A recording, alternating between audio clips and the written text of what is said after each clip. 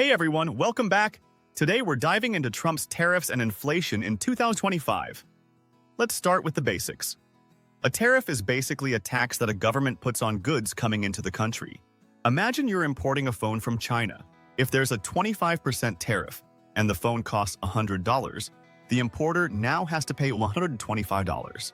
That extra $25 goes to the US government. Why do countries do this? Well, it's usually to protect local businesses. If imported goods are too cheap, local companies struggle. So tariffs level the playing field, in theory. Now, look back in 2018. Donald Trump, then President of the United States, launched a series of tariffs, mostly on China but also on allies like Canada, Mexico, and Europe. His message was clear: America first. He argued that countries like China were taking advantage of the US, selling cheap goods, and hurting American industries. So he slapped tariffs on steel, aluminum, electronics, and even washing machines. In return, those countries fought back. They added their own tariffs on American goods, especially agriculture like soybeans, pork, and whiskey. This back and forth became known as the trade war. Trump's team said it was about 1. Protecting American jobs. 2. Reducing the US trade deficit. 3. Pressuring countries like China to stop unfair practices like stealing technology and forcing US companies to hand over trade secrets. But here's where it gets tricky. Tariffs don't just hurt the other country, they also raise prices at home. American businesses and consumers were the ones paying more, not China. Prices for some electronics, furniture, and machinery increased. Believe it or not, some American industries did benefit. For example, US steel manufacturers saw a short-term boost. But industries that use steel, like car makers, got slammed by higher costs. Farmers especially suffered. China stopped buying soybeans, and US exports took a massive hit. The US government had to bail out farmers with billions of dollars in aid. Tariffs also disrupted global supply chains. Companies had to change where they bought and assembled goods. Some moved production out of China to Vietnam, Mexico, or India, but others just passed the extra costs to you and me. So, what's going on now in 2025? Here's the big news. Despite changing presidents, many of Trump's tariffs are still in place. The Biden administration reviewed them but kept most of them to maintain leverage against China.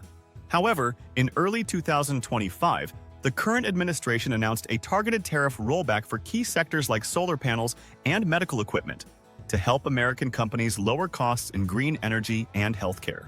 Even more recently, the US has introduced new tariffs on Chinese electric vehicles, EVs, over concerns that they're being heavily subsidized and undercutting US automakers. So yes, the tariff war may not be as loud, but it's still very real. This is where opinions differ.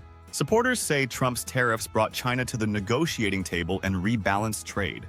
Critics say they cost American consumers billions and didn't change China's core behavior. According to a 2023 study by the Peterson Institute for International Economics, American consumers paid about 93% of the cost of the tariffs, not China. So the burden fell mostly at home. But in terms of strategy, the US has now adopted a more long-term, multi-country approach to counter China, investing in alliances like the Indo-Pacific Economic Framework and reshoring American manufacturing. Did you know?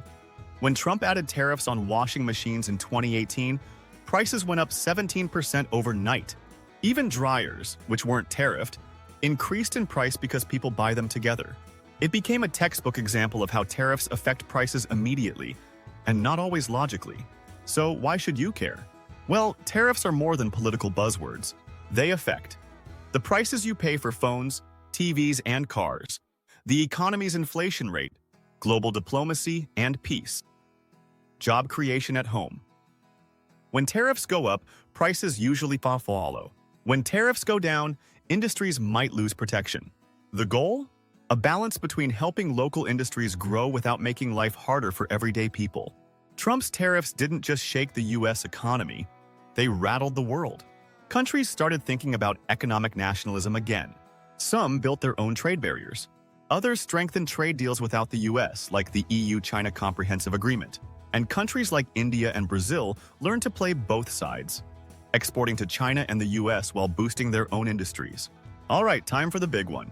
Did you know that despite all the chaos, US imports from China hit a record high in 2024? Yep. Even after years of tariffs, trade wars, and political drama, American businesses still relied on Chinese suppliers. It shows how interconnected our world really is. Tariffs can slow trade, but they can't stop global demand. So there you have it. Trump tariffs, broken down in a way even your grandma can understand. What do you think? Did the tariffs help or hurt the US? Drop your thoughts in the comments.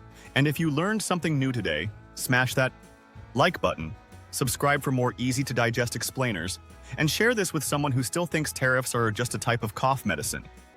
Don't forget to hit the bell so you never miss our weekly breakdowns. See you next time!